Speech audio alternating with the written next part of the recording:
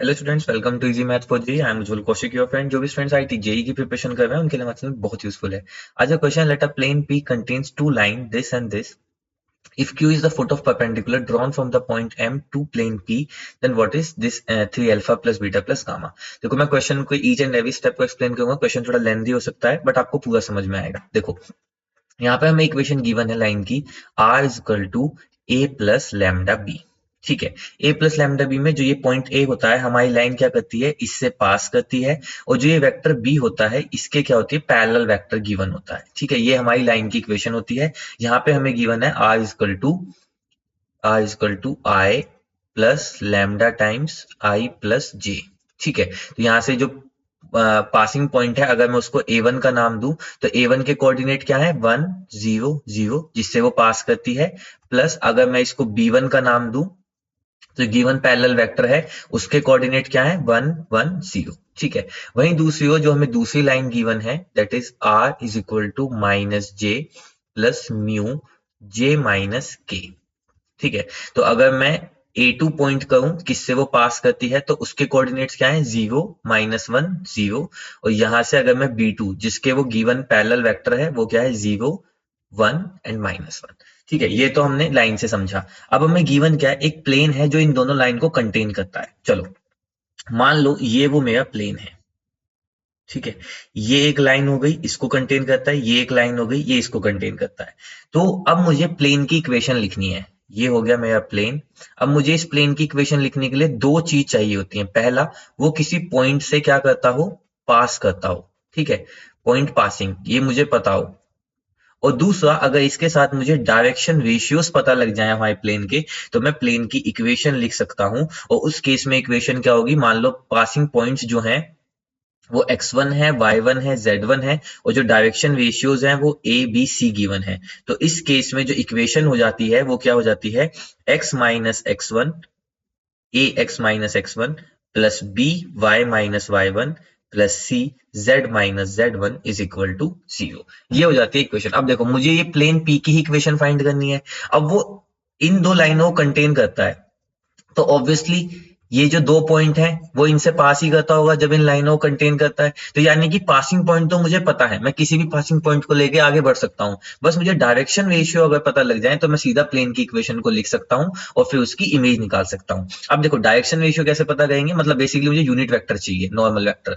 तो देखो, जो इसका नॉर्मल वेक्टर होगा प्लेन का, वो इस तरह से होगा। ठीक है, तो ये जो होगा नॉर्मल वेक्टर, ये इस लाइन के भी परपेंडिकुलर होगा, तो इस लाइन के भी परपेंडिकुलर होगा। तो मैं जानता हूं कि अगर मैं एक वेक्टर सी लेता हूं, that is cross product of A and B, तो जो सी वेक्टर होता है ये इस ए वेक्टर पे भी परपेंडिकुलर होता है, और जो सी वेक्टर होता है इस बी वेक्टर पे भी परपेंडिकुलर होता है। तो यानी कि अगर मैं इस लाइन के डायरेक्शन रेशियोज जो मुझे गिवन है उसको ए, इसके को मैं बी बोलता हूं, तो जो सी होगा, C this is equal to A cross B, वो नथिंग बट इस प्लेन का यूनिट नॉर्मल होगा। बस यही इस क्वेश्चन का कॉन्सेप्ट था।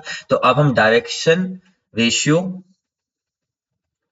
Of normal to plane, normal of plane निकालते हैं। तो वो क्या हो जाएगा, nothing but cross product of, जो हमें ये A2, ये हमें B1 B2 जो गिवन थे, है ना, जो डायरेक्शन रेशियोज गिवन थे। तो यानी कि मैं यहाँ पे लिखना चाहूं तो अगर मैं पहले यहाँ पे लिखा direction ratios of plane, this is equal to B1 cross B2। ठीक है, क्योंकि ये जो डायरेक्शन रेशियो था ये पहली लाइन का था, ये मान लीजिए। ये जो दूसरा डायरेक्शन रेशियो था दूसरी लाइन का था। इन दोनों का क्रॉस प्रोडक्ट जो होगा वो मुझे तीसरा फाइनल वेक्टर मिलेगा, जो कि इन दोनों पे क्या होगा, परपेंडिकुलर होगा, दोनों के क्या होगा, नॉर्मल होगा। ठीक है, तो बस यहाँ से B1 क्रॉस B2 निकाल दीजिए, तो ये जाएगा I J K 1 1 0 और 0 1 -1। ठीक है, इसको सोल्व कर लेते हैं। तो इसको सोल्व करने पे क्या आएगा, तो this is equal to I, तो यहाँ से हो जाएगा माइनस का 1, माइनस का j, यहाँ से हो जाएगा फिर से माइनस का 1 प्लस का k, यहाँ से हो जाएगा 1। तो वेक्टर आ गया minus I plus J plus K. तो direction ratios of normal of plane जो आ गए, अगर मैं उनको मान लीजिए n का नाम दे देता हूँ, वेक्टर n का नाम दे देता हूँ, तो n के कोऑर्डिनेट्स क्या आ गए यहाँ से, -1 1 1, ये आ गए मेरे n के कोऑर्डिनेट। तो बस अब कुछ नहीं है, मुझे सब पता चल गया है। तो a -1 1 क्या है, this is nothing but a b c। यहाँ से अगर मैं कंपैरिजन देखूं और x1 y1 z1 को कोई भी वो पॉइंट से पास करती थी, तो मैं कह रहा हूँ वो a1 से पास कर रहा है, दिस इज 1 0 0। तो अब इक्वेशन ऑफ प्लेन में लिख सकता हूँ, देखो कैसे। Equation of plane passing through the point, तो पॉइंट जिससे वो पास कर रहा है, क्योंकि वो लाइन लाई कर रही थी, तो वो 1 0 0 इसको इससे पास करता होगा। दूसरा, डायरेक्शन रेशियोज मिल गए हैं मुझे नॉर्मल के, वो क्या थे, -1 1 और 1। ठीक है, तो अब अगर मैं इसको कंपैरिजन को, this is x1, this is y1, this is z1, this is a b c। तो इक्वेशन ऑफ प्लेन अगर मैं उसको p से रिप्रेजेंट करता हूं, that is equal to a यानी कि -1, x माइनस x1 यानी कि 1, प्लस b यानी कि 1, y minus y1 0, plus 1, z minus z1 0 is equal to 0। तो यहाँ से आ गया -x plus 1 plus y plus z is equal to 0।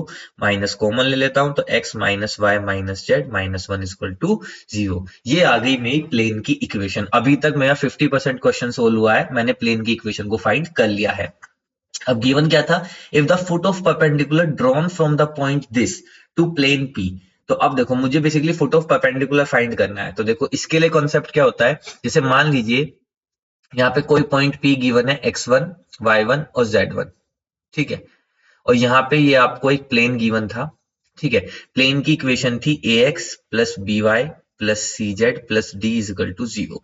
और ये हो गया आपका फुट ऑफ परपेंडिकुलर। तो जो फुट ऑफ परपेंडिकुलर का फॉर्मूला होता है, दैट इज, अगर फुट ऑफ परपेंडिकुलर यहाँ पे है, इसको मैं अगर x y और z मानता हूँ, इसको पॉइंट क्यों है, तो क्यों के कोऑर्डिनेट क्या होते हैं, तो x minus x1 upon a is equal to y minus y1 upon b is equal to z minus z1 upon c is equal to minus ax1 plus by1 plus cz1 plus d upon A square plus B square plus C square. ये होता है foot of perpendicular का formula. और अगर हमें image निकालनी होती तो बस माइनस के आगे यहाँ पे 2 लगा देते हैं। ठीक है, अभी हमें इमेज नहीं निकालनी है तो 2 को हटा देते हैं। चलो, तो अब यहाँ पे जो मुझे पॉइंट पी गिवन है, ठीक है, उसको लिख लेते हैं। पॉइंट पी क्या गिवन है मुझे, मुझे किसके फुट ऑफ परपेंडिकुलर निकालने हैं, फ्रॉम द पॉइंट 1 0 1 से। ठीक है, तो यानी कि जो मुझे यहाँ पे पी की वैल्यू गिवन है, दैट इज 1 0 1, ये गिवन है। और जो प्लेन की इक्वेशन है, ये मैंने अभी फाइंड की है, that is x minus Y minus Z minus 1 is equal to 0। तो चलो फुट ऑफ परपेंडिकुलर निकालते हैं। तो क्यों के कोऑर्डिनेट निकालते हैं, फॉर्मूले में रखते हैं। तो that is x minus x1 की वैल्यू है 1 अपॉन a की वैल्यू भी कितनी है 1, तो x minus 1 upon 1 is equal to, अब यहां से आएगा y माइनस y1 की value 0 upon y minus y1 upon b की value -1 is equal to z minus z1 की वैल्यू 1 सॉरी अपॉन यहाँ से आ जाएगा c, तो c की वैल्यू भी यहाँ पे कितनी है माइनस का 1 is equal to minus of ax1। तो बस कुछ नहीं है, इसको पुट कर दीजिए, यहाँ से जाएगा 1 माइनस 0 माइनस 1 अपॉन, अब नीचे क्या आएगा A square plus B square plus C square, तो यानी कि 1 का स्क्वायर 1 प्लस 1 प्लस 1। तो यहाँ से ये आ गया माइनस का 1 से 1 कैंसिल, माइनस का 1 बचेगा, तो यानी कि प्लस का 1/3। ठीक है, तो मैं डायरेक्ट इसकी जगह पे 1/3 लिख देता हूँ, एक लाइन बचाते हुए, उस समय की भी बचत करते हुए। यहाँ से आ गया मेरा दिस इज 1/3। तो देखो अब मैं इन दो को सोल्व कर लेता हूँ। तो यहाँ से क्या आ जाएगा, x minus 1 is equal to 1/1 is equal to 1/3, LCM ले लीजिए या डायरेक्ट ऐसे ही कर लीजिए। तो x is equal to 1/3 plus 1, तो x की वैल्यू आ गई 4/3। ठीक है, चलो अब इन दो को सोल्व कर लेते हैं। तो यहाँ से आ जाएगा y is equal to minus का 1/3। फाइन, चलो अब z यानी कि इन दोनों को सोल्व कर लेते हैं। तो z minus 1 is equal to minus का 1/3, तो z is equal to minus 1/3 plus 1, तो z इज इक्वल टू 2/3। तो यानी कि जो मेरा q कोऑर्डिनेट था, इसकी वैल्यू x y z मुझे मिल गई। तो q कितना आ गया मेरा 4/3 माइनस का 1/3 और 2/3। बस क्यू ही हमें क्या करना था, फाइंड करना था। देखो अब जो मुझे क्यू गिवन था वो गिवन था, अच्छा अल्फा बीटा गामा के, और 3 alpha plus beta plus gamma की वैल्यू फाइंड करनी है।